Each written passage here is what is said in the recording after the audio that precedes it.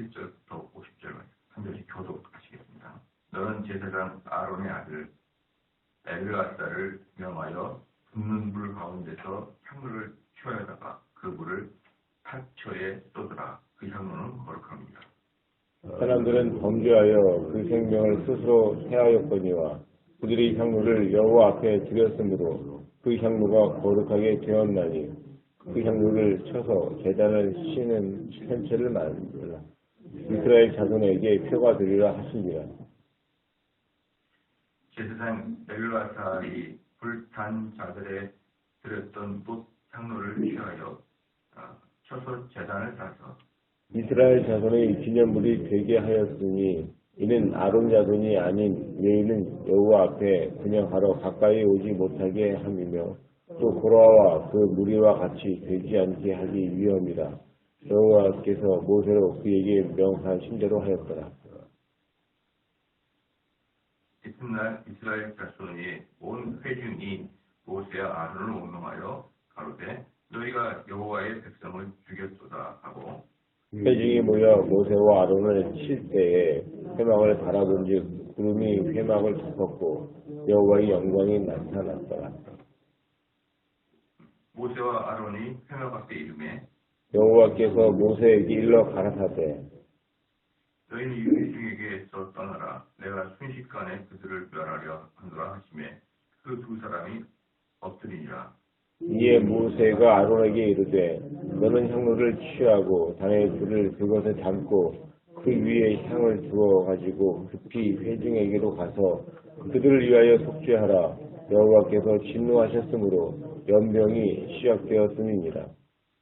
아론이 모세의 명을 쫓아 향로를 가지고 회중에게로 달려간즉 백성 중에 연병이 시작되었는지라.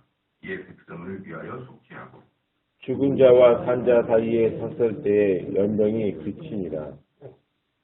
고라의 일로 죽은 자 외에 연병의 죽은 자가 14,700명이었더라. 연병이 그침에 아론이 회막문 모세에게로 돌아오니라. 아멘. 아멘. 네, 오늘 말씀을 전하기 전에 다음 주 우리 한 주간 새벽 예배는 쉬는 걸로 하겠습니다. 그래서 아마 여전히 여기 계시는 분도 계시겠지만 다음 주 한 주간은 새벽 예배 안 하고 그 다음에 수요 예배로 쉽니다.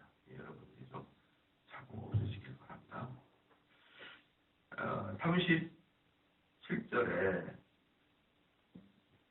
너는 제사장 아론의 아들 엘르아사를 명하여 붙는 불 가운데서 향로를 취하다가 그 불을 타초에 쏟으라. 그 향로는 거룩합니다.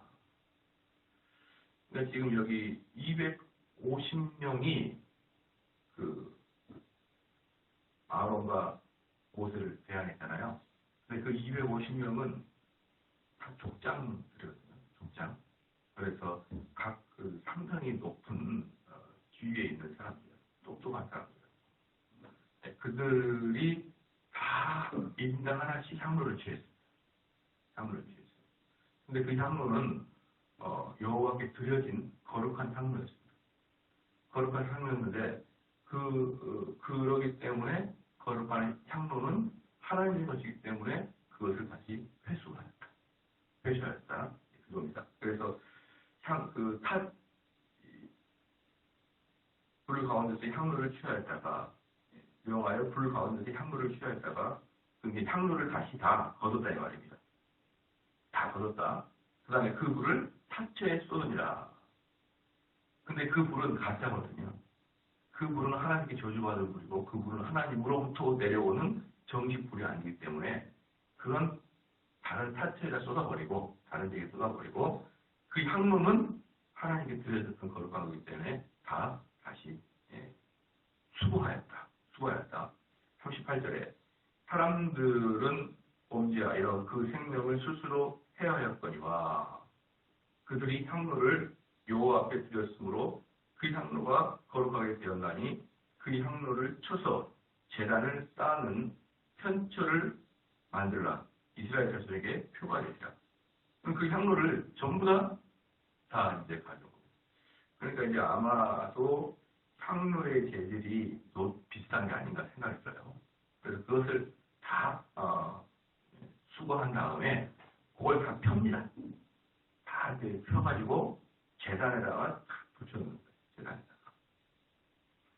동산에 싸서 편처를 만들라. 이스라엘 자손에게 표가 되리라 하시니라. 그러면 왜 그렇게 했느냐? 이스라엘 백성들이 제사를 드릴 때마다 그 편처를 보면서 그게 무슨 뜻인지를 알게 하기 위해서, 표를 하기 위해서 해놓습니다. 40절에 이스라엘 자손의 기념물이 되게 하였으니 이는 아론 자손이 아닌 외인은 여호와 앞에 분향하러 가까이 오지 못하게 하며 또 보라와 그 무리와 같이 되지 않게 하기 위함이라. 여호와께서 모세로 그에게 명하신 대로 하였다. 그렇게 한 이유는 뭐니까? 기념물이 되기 위해서. 기념물이 되기 위해서. 어떤 기념물이? 두 가지인데요. 두 가지인데 40절 중반에 보니까 아론 자신이 아닌 외인은 여호와 앞에 분향하러 가까이 오지 못하게 한다. 그러니까 아론의 후손들만 제사장이라는 것을 분명히 보여주기 위해서 화로를 향로를 펴서 딱 붙여놓은 거지. 그거 볼 때마다 무슨 느낄까요? 우리는 도대체 아론의 후계가 아니면 제사장 할 생각 꿈에도 듣고지 마라. 이게 첫 번째고, 그 다음에는 뭐냐면 또 보라와 그 무리와 같이 되지 않기 위하여. 그러니까 이제 혹시 그런 마음이 들었으면 곧바로 뭐가 되는 겁니까? 보라와 그 무리처럼 죽게 되거든요. 그러니까 그 편처는 또 뭡니까? 아론의 후손들이 제사장이 한다는 걸 보여주고, 또 하나 다른 사람들의 생명을 보호하기 위해서 그 편처를 보고 있어라. 이렇게. 이스라엘 백성들은 말입니다. 승전가뿐만 아니라 이 패전에 있어서도 그 내용을 자손들이 분명히 알 수 있도록 항상 뭡니까? 기념물을 만들어라. 기념물을. 이스라엘 백성들이 하나님께 범죄하였습니다. 그랬더니만 노아 시대 때 하나님이 홍수를 내려가지고 사람을 싹 죽였지 않습니까? 그건 엄청난 패배 아니에요. 근데 그렇게 다시는 하지 말으라는 차원에서 하나님 무지개를 징표로 내주셨어요. 그렇죠? 그 징표를 딱 보여주고. 그 다음에 모세 때도 하나님께서 이스라엘 백성들을 출애굽할 때 10가지 재앙을 딱 한 다음에 뭘 징표를 주니까 6월절이라는 징표를 주잖아요. 6월절이라는 징표. 그러면 6월절이라는 징표를 기념하기 위해서 6월절의 징표를 기념하기 위해서 어땠습니까? 그 이후의 후대들이 6월절 지킬 때 일주일간을 무교병을 먹습니다. 무교병. 일주일간은 무교병을 먹어요.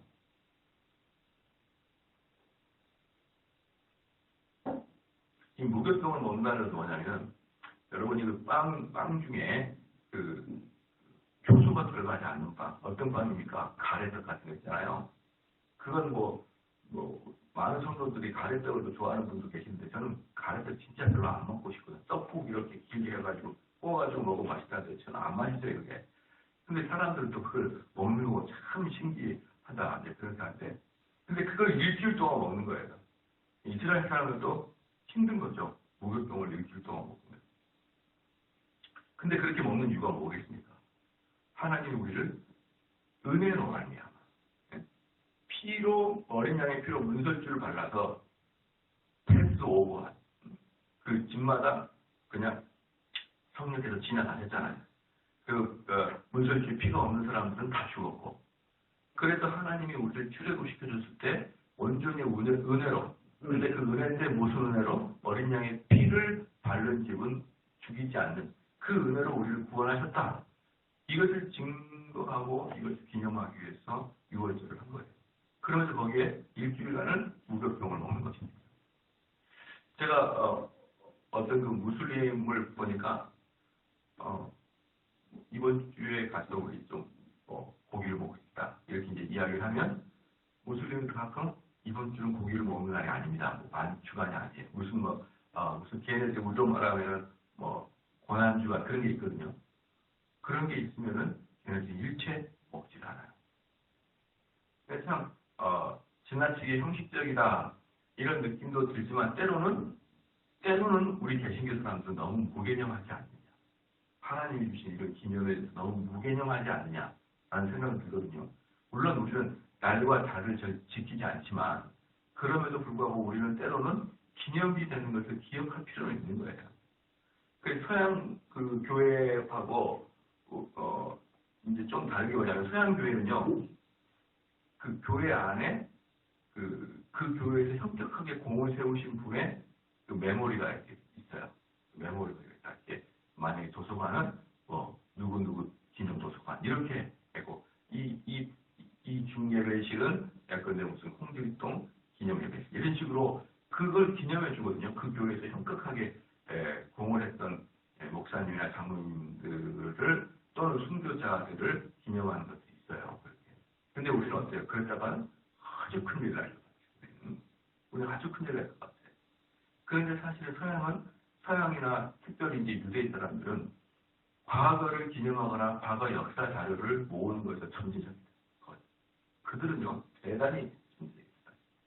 그래서 어느 나라의 천재적이냐면 지금부터 500년 전에 우리로 말하면은 서울도 아니고 어디 저기 천안이나 뭐 요 정도한 중소도시에 그 역사적 자료가 다 모아져 있어요. 500년. 그리고 그 500년 전에 그 동네가 어떻게 됐는지 다 그림으로 그려놨어요. 여기가 시청을 이거. 그 500년 전에 그대로 있다니까요. 서양은. 그걸 그렇게 잘 보관하네요. 그래서 걔네들은요.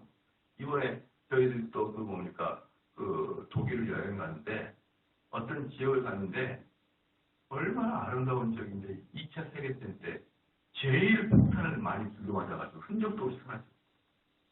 드레스덴인가 하여튼 뭐 그런 지역인데 흔적도 없이 사라졌어요. 왜 그것이 흔적도 없이 사라졌냐면 히틀러가 제일 좋아하는 동네였기 때문에 천칠이 완전히 그냥 박살냈다고.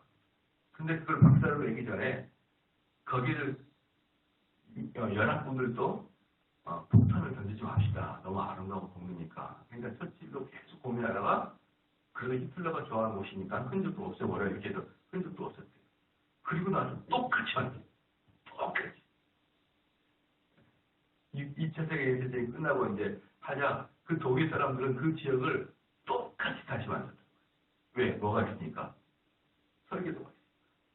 그 지역 전체 도시의 설계도 그 도시의 그 그림들이 다 보관되어 있습니다. 저는 그런 걸 보면서 야 이게 바로 선진국들의 사랑이구나. 그 선조들의 전통을 이어가려고 하는 그 마음, 그 보수적인 마음, 그 선조들이 갖고 있던 아름다움을 지켜내려고. 그래서 왜 우리나라는 이걸 못할까 봤더니 저는 깨달았습니다. 우리나라 사람들은 보존할 만한 동네가 없어요. 와서 인터넷 뒤져보니까 여러분 부안말, 한양 봐봐요. 전부 다 초가집으로요. 길도 꾸불꾸불하고 보존할 수가 없어요. 보존할 수가. 걔네들의 집과 우리 한국의 거의 100년 전의 집은요. 보존할 수가 없는 거죠. 그냥 얼마나 이 기와집촌도 있거든요. 한양에 보면은 기와집촌에서 그것도 얼마나 쥐새끼 나올 것 같은 그런 분위기 있잖아요. 그 보존할 게 없었다. 첫 번째. 두 번째는 우리는 지나치게 자료들을 소중하게 여기지 않는 그런 좀 약간 미개하지 않았나. 과거에. 지금은 뭐 잘하겠지만. 그래서 저희 교회도 보면은 좀 자료를 잘 보관해야 될 것 같아요. 잘 보관했다가 나중에 100년, 200년 후에 이것이 연구될 수도 있잖아요. 지금의 상황들이. 좀 그런 생각을 많이 해봅니다. 하여간 이스라엘 백성들은 뭐든지 중요한 일이 있는데 중요한 일이 성공을 해서 승리를 했던 중요한 일인지 실패를 했던 중요한 일인지 이걸 꼭 기념하라 하나님 그렇게 말씀하시고 후손들이 기억을 하고 다시는 그런 일을 범하지 말아야 된다라는 차원이 대단히 강한 그런 민족이었다. 그런데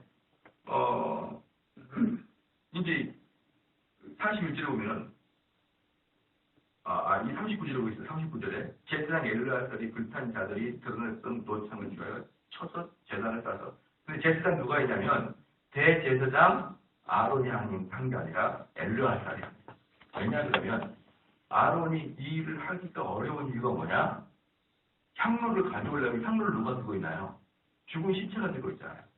그렇기 때문에 대제사장은 시체를 만질 수 없기 때문에 이제 아직은 대제사장이 되지 않은 앞으로 대제사장이 될 엘르아살 시켜서 그 일을 다 합니다. 그 시체들 하나하나 여기 이게 뭐가 있는 거예요? 시체들 하나하나를 옆으로 뒤집고 이 뭡니까 그렇지 않아도 비극적인 것을 보여주고 있는 거예요. 비극적. 네로아살은 시체를 만지면 어때요? 일주일간 회개 기도하면 됩니다. 그럼 대제사장이 일주일간 회개 기도하게 되면 그 업무를 누가 볼 것이며 대제사장 아예 시체를 손도 못 대고 있기 때문에 못 대기 때문에 그 일을 할 수 없다. 이걸 보면은요 얼마나 이 성경이 역사적으로 정확하게 기록하고 있는지를 보여주는 것이에요. 누구를 통하여 그 일을 하고 있는지도 다 보여주고 있잖아요. 엘르사살이 시체를 다 뒤집어서 시커멓게 탄 시체들 사이에서 향로를 이렇게 봐.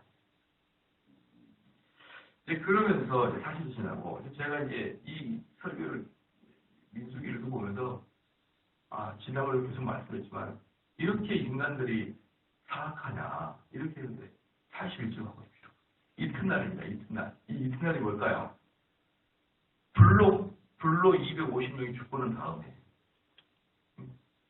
땅이 갈라져가지고 고라의 작담이 입으로 쏙 빨려 들어간 이후에 그 다음 날이에요.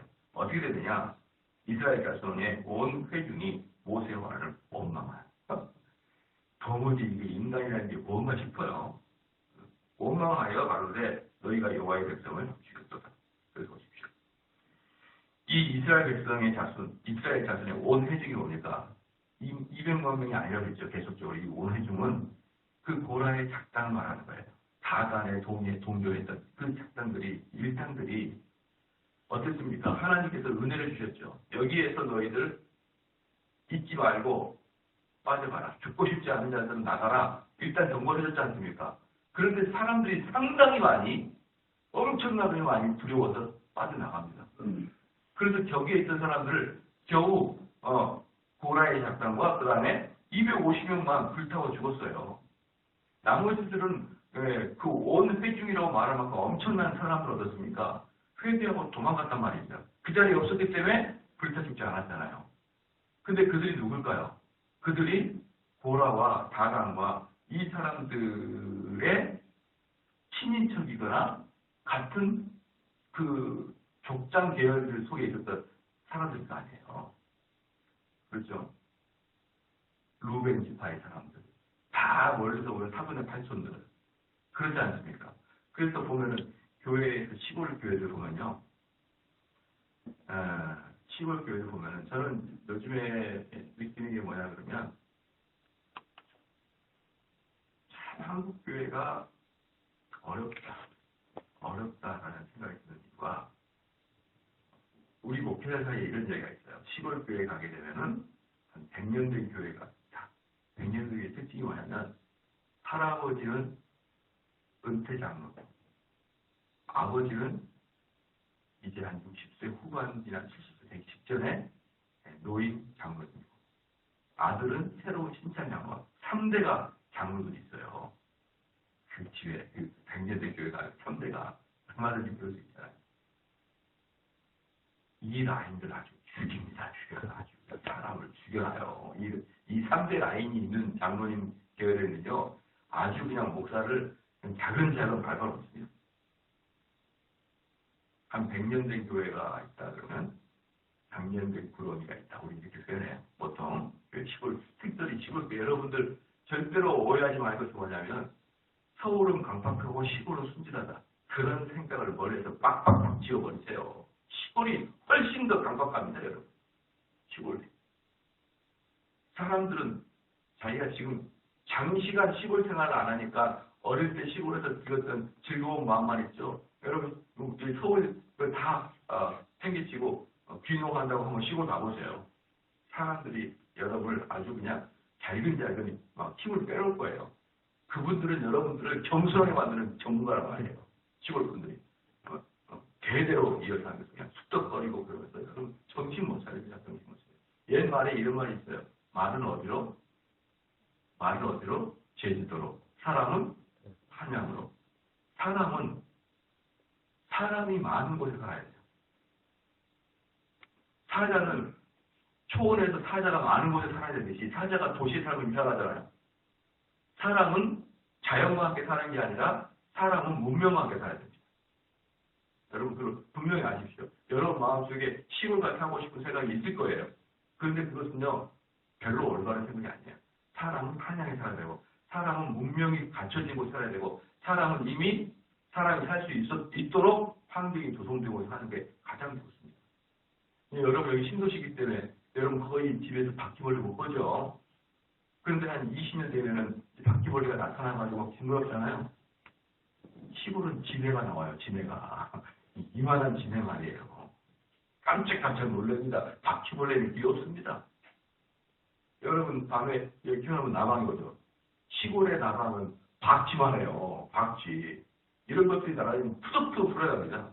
아주 정말 진절머리가 나요. 그런데 그렇게 3대가 모여 사는 곳이 얼마나 우리를 힘들게 하는지 모르거든요. 얼마나 힘들지 몰라요. 저는 차라리 지금 제가 목회를 해보니까 그러면 차라리 외부에서 목사님 오는 게 아니라 그 3대 라인에서 목회자 나와야겠다. 그런 생각이 들어요. 그래야 교회가 평안해요. 그래야 평안해요. 저희 교회도 상당히 평안한 편이거든요.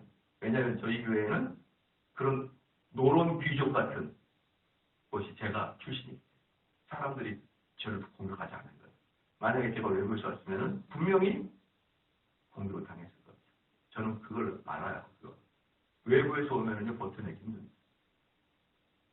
그것은 인간이 정말 사악하기 때문에 그러는 거예요. 그건 인간들이 어쩔 수 없는 전적한 죄인이기 때문에 목회자가 아무리 잘해도요. 아무리 잘해도 목회자들은 정말 취약한 부분이 너무 많아요. 왜냐? 일주일 내내 설교할 때 말이 많으면 뭐가 많습니까? 실수가 있는 법이에요. 말이 많으면 실수가 있는 법이에요. 그러나 여러분 지금 우리가 여기서 아직 지금 20분 동안 여러분 한마디도 안 하고 저는 저 혼자 이야기하잖아요. 그것이 1년 12달 그러단 말이죠. 그럼 여러분 중에 한두 명이라도 이 말씀과 상극되어서 인사 있지 않을까요? 여러분 주의를 철저히 지키십시오. 주의를 철저히 지키고 이렇게 정확하게 정직하게 이야기해도 그 교회 장로님 아들이 주일날 9시에 끝나고 학원 가는 장로님 아들이 있겠죠? 그러면 장로님은 저거 다 들으라고 한 소리구나 딱 그러죠. 내가 네 마음 모를 줄 알아 딱 그러죠. 그러면 게임 오버예요. 게임 오버. 그럼 그 사람은 그 장로님은 그 마음의 상태를 가지고 그때 드러내는 부러우니까 그 마음의 상태를 두고두고 잡았다가 그 목사를 쳐다보겠죠. 그러나 목사님의 작은 실수가 나면 게임 끝납니다. 이게 한국교회예요. 이게.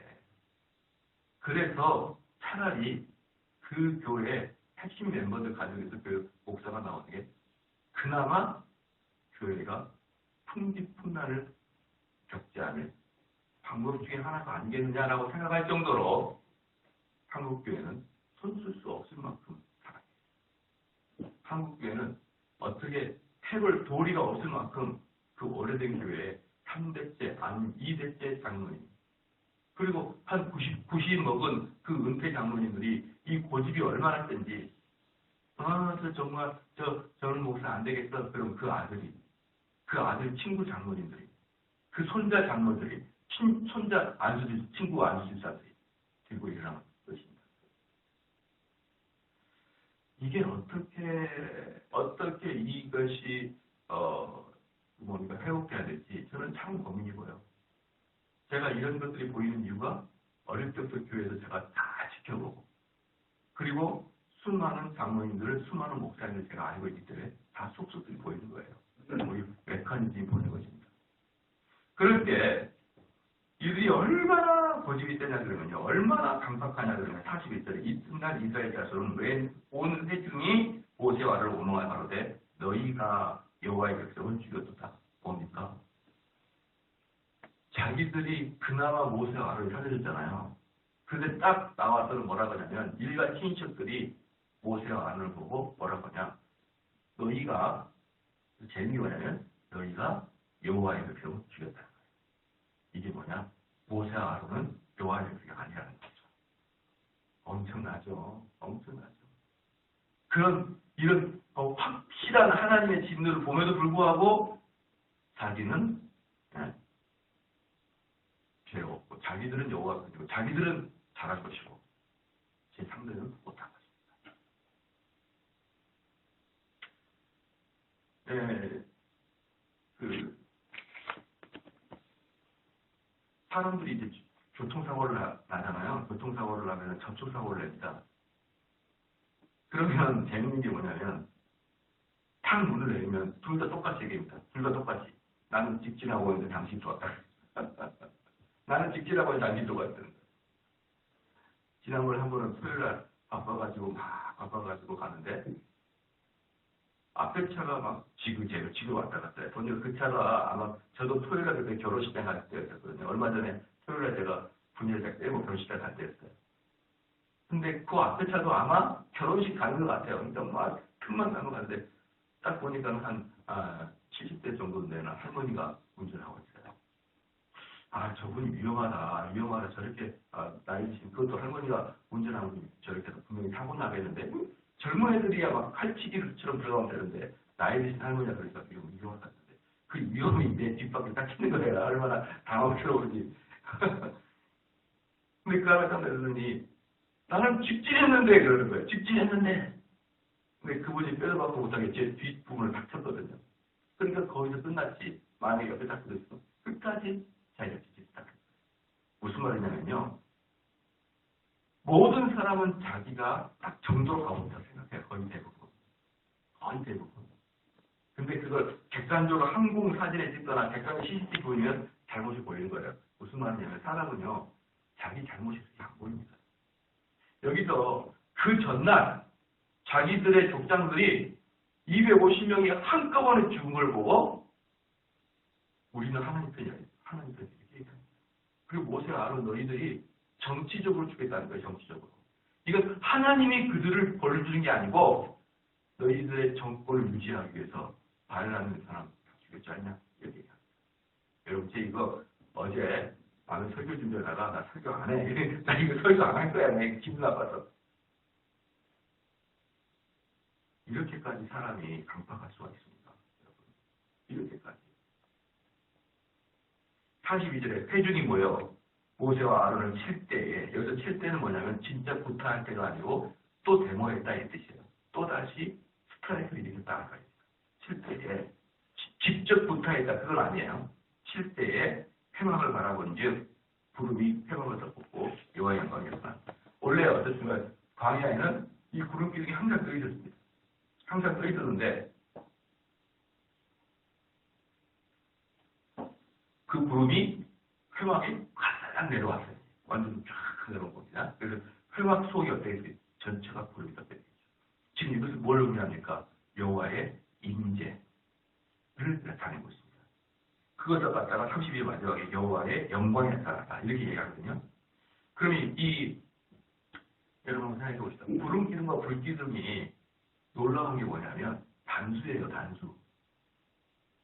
구름 기둥이 하나 있고 불 기둥 하나 있으면 복수잖아요.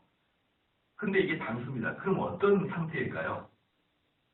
그래서 낮에는 구름 기둥이 먹구름이 딱 끼어가지고 이들이 인도하고 밤에는 그게 불길로 변한 게 아니라 신앙생활은 어떻게 변하냐면 엄청나게 큰 시커먼 구름 속에 그 뭡니까 불이 타고 있는 거예요. 천둥 칠 때처럼.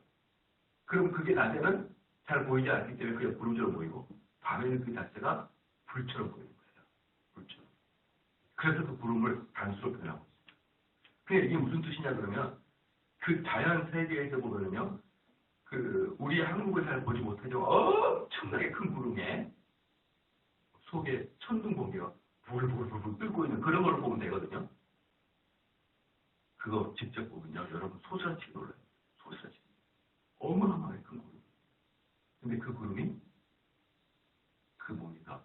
재단에 떨어졌다. 그게 무슨 말일까요? 너무나 두려웠다. 너무나 그냥 구름이 와서 안개처럼 낀 게 아니고 그 불꽃과 같이 있다. 그러니까 그거 여호와의 영광이라 여호와의 임재라 이렇게 얘기가 되는데 여호와의 영광이라 이렇게 나타내는 거죠. 빛으로 쫙 있었다. 83절에 모세와 아론이 회막에 이르다. 모세와 아론이 회막에 이르다 이 뭐예요? 신속하게 회막에 왔다는 거예요. 놀래가지고 신속하게 와가지고 44절에 여호와께서 모세에게 일러 가라사대 너희는 이 회중에서 떠나라. 너희가 누굴까요? 모세와 아론입니다. 모세와 아론. 즉 하나님은 어떻게 하겠다는 거예요? 다 죽이겠다는 겁니다. 다. 너희는 빨리 떠나라. 그리고 뭐냐? 내가 순식간에 그들을 멸하리라 하노라 하시면 두 사람이 없지. 이 정도 되면은 정말 모세와 아론의 그 겸손함과 인내가 정말 하늘을 감동시키만 합니다. 이런 와중에도 어때요? 어제 너희들에게 이 일이 있었고 어제 제가 설교할 때 기억납니까? 모세와 아론은 또는 하나님은 더 이상 이들이 저주받기 원하지 않아요. 그만해라 이제. 그만하라. 그게 하나님의 마음이거든요. 그럼 모세와 아론의 마음이고 이쯤에서 그만두자.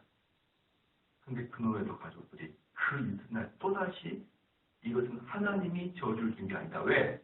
우리가 하나님 편이었지 않냐 이거예요. 우리가 하나님 편이었지 않냐.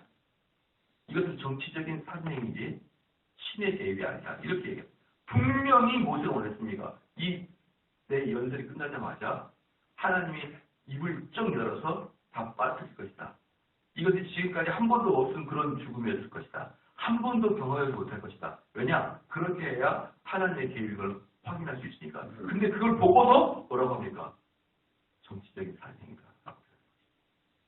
그러니까 이 사람들의 고집이라는 게 저는요. 정말 이게 그래서 뭡니까? 여러분 손자동법에 이런 거 있죠. 적을 내 친구로 만들 줄 알아야 참된 지도자다 이렇게 얘기하거든요. 근데 저는요. 천만 있다. 절대로 만만 그럴 리 없다. 그것은 그냥 이상적인 것이다. 이상적인 적을 내 친구로 만든 것은 혹시 있을 수도 있겠지만 거의 그거 한 번 적은 적이고 한 번 꼬여진 마음은 꼬여진 마음이지. 이게 정말 성령의 강권적인 은혜가 없이는 꼬여진 마음이 인간의 마음을 풀어지지 않아요. 아시겠죠? 그래서 우리는 원수를 내 친구로 삼으려고 노력하지 마시고 그들에게 잘하려고 노력하지 마시고 하나님께 그들이 은혜를 받기를 삼아야 돼요. 그들이 하나님의 은혜를 통해서 마음이 변화해야 되는 것이지 한번 마음의 원수를 딱 맺는 자들은 어떻습니까? 바꾸는 게 너무나 어렵습니다. 하나님이 그들을 직접 그들 눈앞에서 저주를 주시고 하나님이 그 고라의 작당에 빠질 때 어떻습니까? 살아있을 때 빠뜨렸어요. 살아있을 때. 얼마나 두려운 공포에 빠졌습니까? 얼마나 두렵게 그들이 그 땅수도 비명을 저질렀을까요? 그리고 곧바로 불로 사람들 250명을 정확하게 그 250명 불로 태워 죽였는데 그걸 보고도 여전히 마음을 바꾸지 않아요. 거지 나사로가 천국 가가지고 있을 때 뭐라고 합니까? 부자가 죽은 나사로를 보내면은 내 일가 친척 내 자녀들이 마음을 바꾸리다 할 때 그 아브라함이 뭐라고 했어요? 거기에는 내 선지자들의 말을 듣지 않으면 죽은 자가 살아나도 그들의 마음을 바꾸지 않을 것이다. 이게 여러분 사람의 마음이에요. 안 바뀝니다. 안 바뀌어요. 한 번 미우면 끝까지 가는 겁니다. 그래서 너무나 이제 하나님은 이들을 설득하고 그럴 필요 없다. 다 죽이겠다. 순식간에 다 죽여버리겠다. 이렇게 얘기할 때 우리 같으면 모세 같으면 아유 저 인간은 죽어도 싸. 우리는 할 만큼 했어. 저렇게 고집불통이냐? 어떻게 인간이 이럴 수 있냐? 이렇게 할 수 있는데 모세는 또다시 살려나가. 또 살려나가고 하나님께 물어.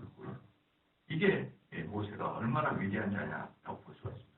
41절에 이에 모세가 아론에게 이르되 너는 향로를 취하고 단에 불을 그것에 담고 그 위에 향을 두어 가지고 급히 회중에게 가서 그들을 위하여 속죄하라.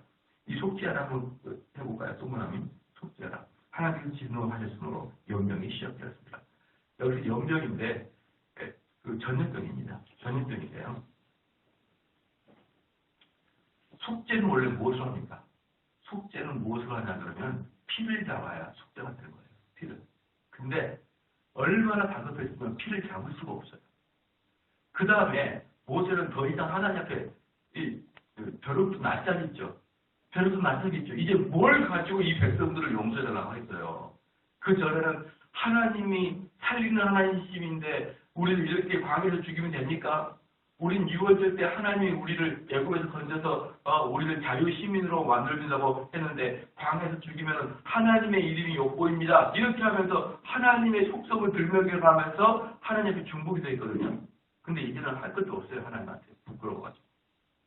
그러니까 모세가 용서해 달라는 말도 못해요. 근데 모세 생각에 기도하다가 번뜩 떠오르게 있습니다. 뭐냐? 아론이 지성소에 들어갈 때 뭘 가지고 들어갑니까? 향로를 가지고 들어가죠. 향로를 가지고 들어가는 게 아니라 성소에서 향을 피워서 아론이 들어갈 때 들어가기 전에 향 연기를 어때요? 그 지성소를 꽉 채우죠. 그 지성소를 꽉 채우는 이유가 뭡니까? 하나님을 직접 대면하지 않기 위해서. 하나님을 직접 대면하면 어떻게 되니까? 죽어버리니까 하나님을 직접 대신하지 않게 해서 대제사장 아론이 들어가기 전에 향을 피워서 지성소를 연기를 꽉 채웁니다. 그걸 생각한 거예요. 모세가. 하나님이 이렇게 될 때 그나마 우리가 살 수 있는 것은 하나님의 직접 임재를 백성들을 못 보게 하는 거예요. 그래서 향을 피워서 어떻게 합니까?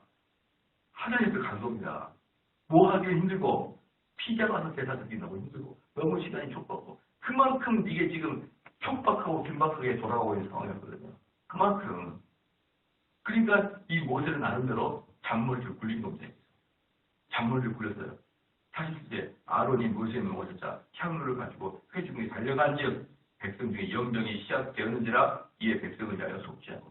근데 이미 향로를 들고 가는 순간에 연병이 시작되는데 이 연병이 하나님이 직접 개입했다는 뜻을 분명히 보여준 게 뭐냐면 전염병이 들리는데 순식간에 사람이 죽을 수가 있습니까? 그렇지 않죠. 근데 이 연병은 순식간에 사람을 죽여버렸습니다. 순식간에.